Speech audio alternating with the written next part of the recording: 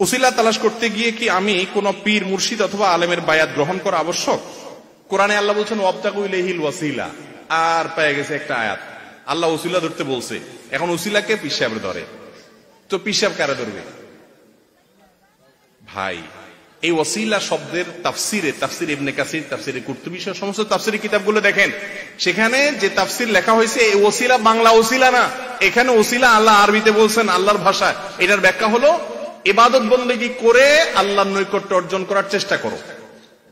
আর আমরা আসলে মনে কিছু করেন না। আমি একটা কথা সবসময় বলি যে আমাদের মতো যে সমস্ত দেশগুলোতে নানা রকম মানুষ অভাবে অনটনে দুর্নীতি এবং অনিয়ম বেশি হয়, সে দেশের সামনের দুয়ার দিয়ে কিছু হয় না, সবই পিছনের দুয়ার দিয়ে হয়। ঠিক না ঠিক? আপনি রেলের টিকিট কাটতে যাবেন, ঈদের আগ দিয়া টিকিট নাই, কাউন্টারে টিকিট নাই, পেছনে আছে 50 টাকা বাড়াই দিলে আছে।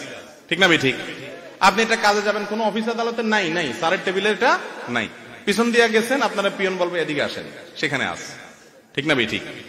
তো লোক ধরলে সবই হয়, লোক ধরা ছাড়া কিছু।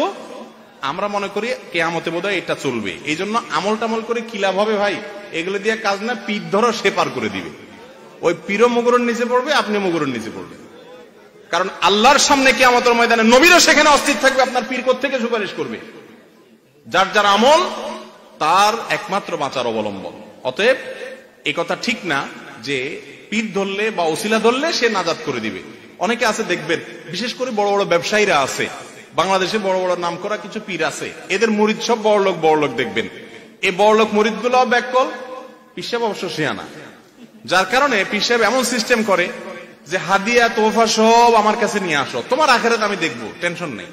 এমন দোয়া করে দিব, জান্নাত পার করে আল্লাহ জান্নাতের একবারে মাটির তলে ভরে দিব। এরকম আছে না নাই? অনেক লোক নামাজ কালাম পড়ে না, ইবাদত বন্দেগী নাই, পীর সাহেবরে হাদিয়া দেয়। আপনাদের কুমিল্লার একটা ঘটনা আমার ঢাকায় এক লোক বলছিল অনেক আগে, আল্লাহ জানে সত্য মিথ্যা, ঘটনা শুনছি আর কি। বলে যে এক লোকের নামাজ পড়তে বলে, আমি মোল্লারে দান দেই না।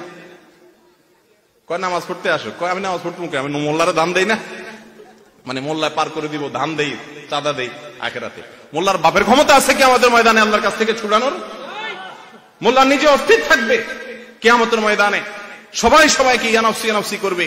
আপনার আমল একমাত্র আপনার অবলম্বন। অতএব এই সমস্ত ভিত্তিহীন কথায় কান দিবেন।